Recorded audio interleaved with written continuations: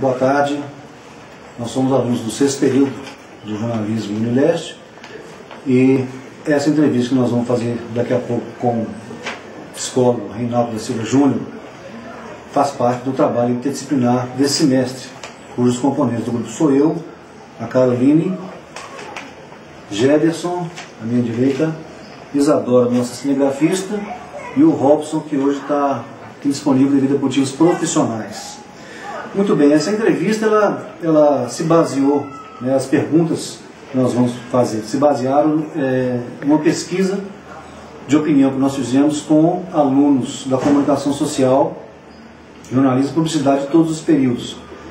E nosso foco é trabalhar informações sobre os hard users, pessoas que usam a internet durante muito tempo, durante o dia, várias horas ao dia.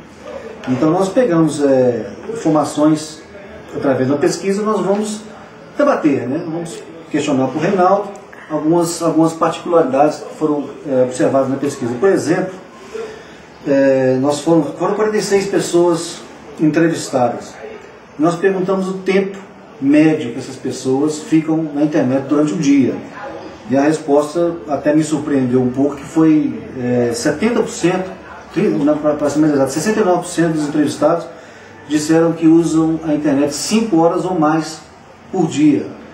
E daí já vem a nossa primeira pergunta para o Reinaldo. Eu queria saber se essa longa utilização, se isso pode comprometer ao usuário da internet, a maneira como ele enxerga a realidade. Existe realmente uma realidade virtual e uma realidade não virtual? Reinaldo, por favor.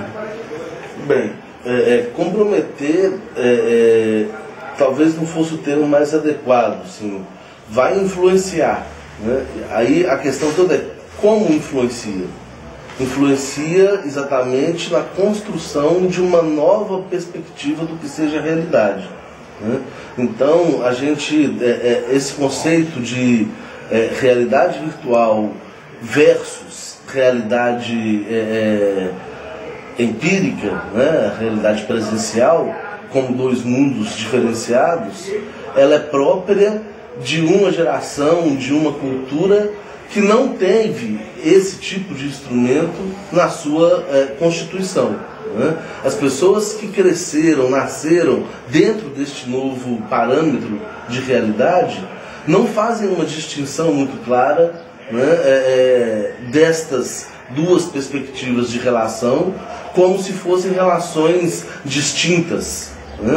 Ou seja, na verdade o que a gente está apontando é que a realidade virtual, a relação construída na internet, no mundo virtual, é também uma relação real, assim como é a relação construída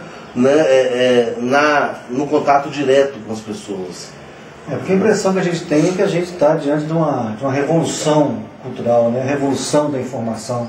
Parece que as coisas são todas novas e que está acontecendo uma transformação profunda na realidade da humanidade hoje. Então não seria bem isso, então, não? Talvez a gente... É uma questão assim, de como a gente percebe essa situação. Se a gente entende todas as mudanças, todas as passagens que o ser humano teve na sua história como mudanças radicais de postura no mundo, a gente teria que dizer que sim, a gente está vivendo uma mudança radical de postura no mundo. Mas não é uma mudança que tira as pessoas desse mundo. Então, assim, esse mundo da virtualidade, a tecnologia, não faz com que a pessoa entre em um outro mundo que não seja esse. O mundo é um só.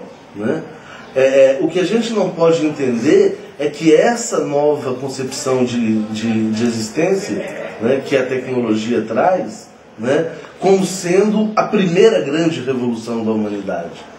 Ela é mais uma. A humanidade já viveu outras revoluções que fez com que o ser humano se reposicionasse, e essa é mais uma.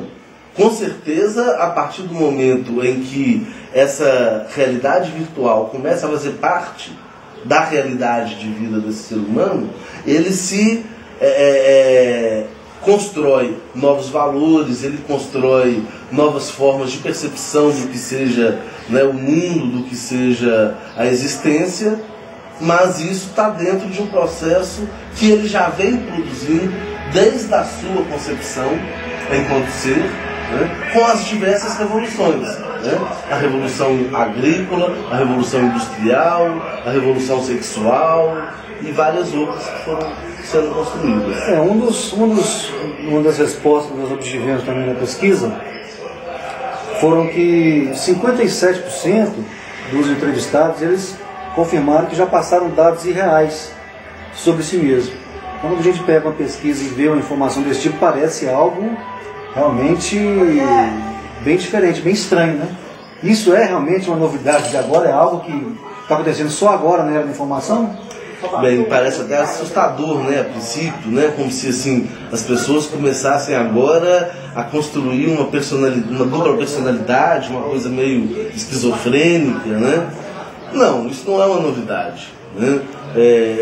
Como a gente está dizendo, se a gente consegue entender que o mundo virtual faz parte de uma coisa maior do que isso, que é o processo da existência do ser humano, né, a gente vai ver no mundo virtual a reprodução do que o ser humano sempre fez nas suas outras diversas instâncias de relação.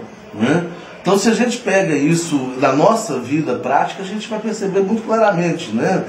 Eu encontro uma pessoa na noite, no barzinho, e eu quero me mostrar mais do que sou, eu falo coisas que não são muito bem a realidade. Né? É claro, né, que o que se produz nesse mundo virtual, ele vai ter um reflexo no mundo imanente, como também as insatisfações que a pessoa vive na sua subjetividade e nas suas relações diretas vão ter um reflexo no que elas produzem nesse mundo virtual. Né? Okay. Algumas informações que nós colhemos nessa pesquisa parecem até conflitantes entre si, que eu vou apresentar para o Reinaldo aqui, quero saber a opinião dele. Por exemplo, nós vimos que entre os usuários de redes sociais, 70% deles dizem que buscam prioritariamente novas amizades. Ao mesmo tempo em que 72% dos usuários disseram que quem visitar seu perfil vai conhecer pouco ou muito pouco de si mesmo. Como é que pode haver essa discrepância aí, não? Bem, a gente cai, parece que é uma coisa meio recorrente aqui na nossa conversa, mas não tem como fugir disso. A gente cai novamente nesta afirmação de que o que acontece no mundo virtual é apenas um reflexo do que acontece nas outras instâncias, né, da experiência humana. Quer dizer, o ser humano, ele traz em si esse conflito. Ao mesmo tempo que ele procura o outro, ele precisa do outro, é o outro que dá para ele uma identidade, um reconhecimento da sua condição, né?